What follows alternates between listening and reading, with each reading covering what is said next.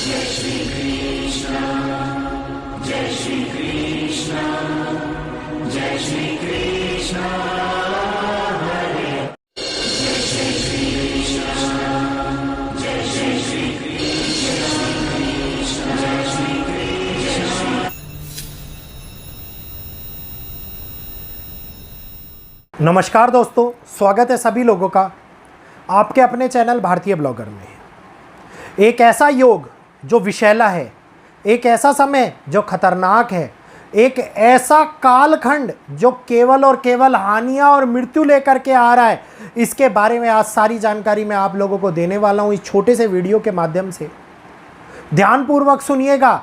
नवरात्रों की स्टार्टिंग और नवरात्रों की स्टार्टिंग से पहले पड़ने वाला ग्रहण, उस तिथि के अंदर होने वाले बदलाव आगे आने वाले 15 दिनों के लिए बड़ी चेतावनी को हमारे सामने दे रही है।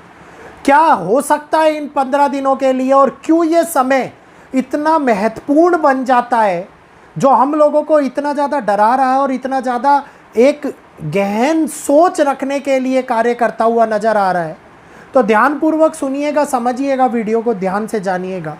अगर आप लोगों को वीडियो अच्छा लगे तो जल्दी से चैनल को सब्सक्राइब कर लीजिए। राइट साइड में दिया हुआ सब्सक्राइब बटन आप दबाएंगे, भारतीय ब्लॉगर चैनल का हिस्सा बन जाएंगे। और भारतीय ब्लॉगर फैमिली हमारी फैमिली है, एक ऐसी फैमिली है जो देश के लिए सोचती है, देश के लिए आवाज़ उठाती है। तो जल्दी से चैनल को सब्सक्राइब कर लीजिए, मुझे सपोर्ट कीजिए और वीडियो को लाइक करते हुए आगे शेयर कीजिए, ताकि इसी प्रकार की ज्योतिषीय गणना आप लोगों तक पहुंच पाए और समय से पहले उन गणनाओं का लाभ आप उठा पाएँ। नवरात्रि का प्रारंभ हम लोगों ने सूर्य ग्रहण देखा रात को 11 बजे से सुबह के 3:23 तक। दुनिया के कई हिस्से ग्रहण के प्रभाव में थे। ग्रहण निकल गया, भारत के अंदर सूतक काल नहीं था, भारत को कोई घबराने की बात नहीं लगी। लेकिन ग्रहण का असर फिर भी पूरे विश्व के ऊपर होता है, तो इसलिए समय कुछ ज़्यादा चिंताजनक बन जाता है। और चिंताजनक इसलिए बनता है कि इस ग्रहण काल के अंदर सूर्य कन्या राशि के अंदर विचरण कर रहे हैं। सूर्य का कन्या राशि के अंदर होना और एक ऐसी महत्वपूर्ण गणना जो साथ की साथ बन रही है, जो हम लोगों को दिखा रही है कि अब आगे आने वाले टाइम में एक समय बहुत ही ज़्यादा इम्पोर्टेंट माना जा रहा है, बहुत ही ज़्यादा।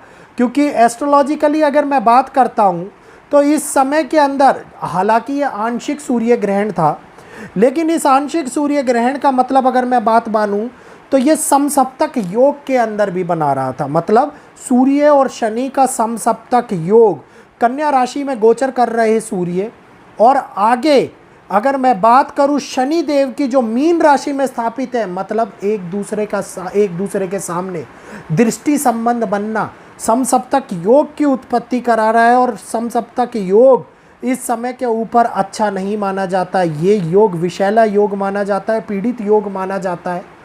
इस योग के साथ साथ अगर थोड़ा सा और आगे देखें तो युद्ध के कारक जो युद्ध का इशारा लेकर के आ रहे हैं, युद्ध को भड़काने का काम कर रहे हैं, जगह जगह के ऊपर जो युद्ध के फ्रंट खुले हुए हैं, उन फ्रंट को और भी ज़्यादा प्रभावित करने का काम कर रहे हैं। जी हाँ, मैं बात करूँगा मंगल और शनि के षडाष्टक की। इस समय के ऊपर मंगल और शनि का षडाष्टक योग बहुत बड़े तौर के ऊपर समय को खराब करता हुआ दिखाई दे रहा है।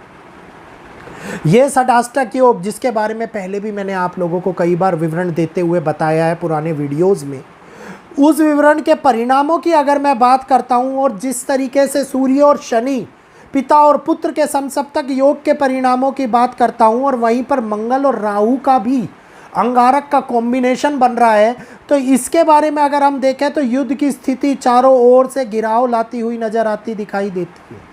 इस समय के ऊपर कठिनाइयां दोबारा से एक अनचाहे तनाव की स्थिति को दुनिया के अंदर घेराव की तरह से लाती हुई दिखाई देती है। जहां पे पाकिस्तान हुआ, जहां पे मिडल ईस्ट के अंदर ईरान इजराइल हुआ, चाहे वो फिलिस्तीन और इजराइल हुआ, चाहे वो ये कहिए कि आपका अमेरिका हुआ, और अमेरिका के साथ में अगर मैं बात करता हूँ यूरोप, और यूरोप के साथ में बात करता हूँ रशिया के तनाव स्थिति की, तो ये लगातार होने वाले बदलाव को, युद्ध के फ्रंटों को खोलने का एक इशारा दिखाई दे रहा है। ये इशारा है उस इफेक्ट का जिसको परिस्थितियों में ग्रहों ने डालना शुरू कर दिया है। भारत के लिए अगर हम बात करें तो भारत के लिए भी इस समय के ऊपर संबंध खराब होते हुए दिखाई दे रहे हैं पड़ोसियों के साथ में। तनावग्रस्त स्थिति और भी ज़्यादा भयानक रूप लेती हुई नज़र आती दिखाई दे रही है। दिखाई देता है कि किसी ना किसी तरीके से कहीं ना कहीं पर स्थिति बांग्लादेश या पाकिस्तान के साथ में भारत के लिए एक ऐसे समय का इशारा ना कर दे जहां पे मंगल की दशा महादशा का प्रभाव जो भारत के अंदर शुरू हुई है और गुरु की अतिचारी चाल और शनि की वक्री दृष्टि, ये हम लोगों को नवरात्रि प्रारंभ के अंदर ही होने वाले बदलाव को लाती हुई नज़र आती दिखाई दे रही है। क्योंकि इस समय के अंदर दिखाई देना कि जो प्रारंभिक वाहन माता का हाथी माना जा रहा है, क्योंकि माँ इस बार हाथी पर विचरण करती हुई आ रही हैं, हाथी पर बैठ करके आ रही हैं। कहा जाता है कि ये 10 दिन के लिए नवरात्रे इस बार आए हैं और इस बार उनकी विदाई पालकी के अंदर होगी। तो इसका मतलब है सीधे सीधे डायरेक्टली युद्ध की सूचना, डायरेक्टली युद्ध को दिखाते हुए संकेत, डायरेक्टली दुनिया के अंदर युद्ध के हालातों को बढ़ाने का समय। सिचुएशन बहुत ही ज़्यादा पॉजिटिव नहीं दिखाई दे रही हैं। धर्म के रास्ते हानियों को लेकर के आएंगे, धर्म के रास्तों के अंदर कठिनाइयाँ बढ़ेंगी, धार्मिक संगठनों के लिए तक कठिनाइयाँ बढ़ेंगी और यहीं पर धर्म के रास्तों में पालन करने वाले लोगों के लिए विजय का स्तंभ भी लहराता हुआ नज़र आता दिखाई देगा। तो जीवन के अंदर आर्थिक परेशानियों से लेकर के सामाजिक परेशानियों तक का ये समय भली बाती से हम लोगों को कई प्रकार के अधर्मी पड़ाव को लाता हुआ नज़र आ रहा है। और ये कॉम्बिनेशन एक ऐसी सूचना दे रहे हैं जो 10 दिनों के अंदर होने वाली शुरुआत को आगे आने वाले 3 महीनों के लिए पूरे तरीके से निर्धारित करती हुई नज़र आती दिखाई देगी। इस समय के अंदर बड़े तौर के ऊपर बड़े सिस्टम इम्पैक्ट होते हुए नज़र आएंगे। यूरोप के अंदर अलग होगा इसका पड़ाव, मिडल ईस्ट के अंदर अलग पड़ाव दिखाई देगा, वेस्टर्न कंट्रीज़ के अंदर अलग दिखाई देगा, एशिया में अलग दिखाई देगा। इसके बारे में बात मैं आप लोगों को शाम के लाइव सेशन के अंदर अवश्य करूंगा। लाइव सेशन के साथ में जुड़े रहिएगा। आज दिन में लाइव सेशन नहीं रख पा रहा हूं, शाम को 7:32 पर लाइव सेशन रखा जाएगा आप लोगों के समक्ष। तो ध्यानपूर्वक सुनिएगा, समझिएगा और जानिएगा किस प्रकार से बदलाव ग्रहों की चाल का असर दुनिया के ऊपर एक नई परिस्थितियों को जन्म देता हुआ नज़र आ रहा है। और वो परिस्थितियाँ हमारे सामने बहुत भयानक समय को लेकर के आ रहे हैं, जिस शुरुआत आपने और हम लोगों ने ऑलरेडी देख ली है और शुरुआत का अंत भी आगे आप और हम लोग अपनी आंखों से होता हुआ देखेंगे। तो उम्मीद करूंगा जानकारी समझ में आई होगी, वीडियो अच्छा लगा होगा।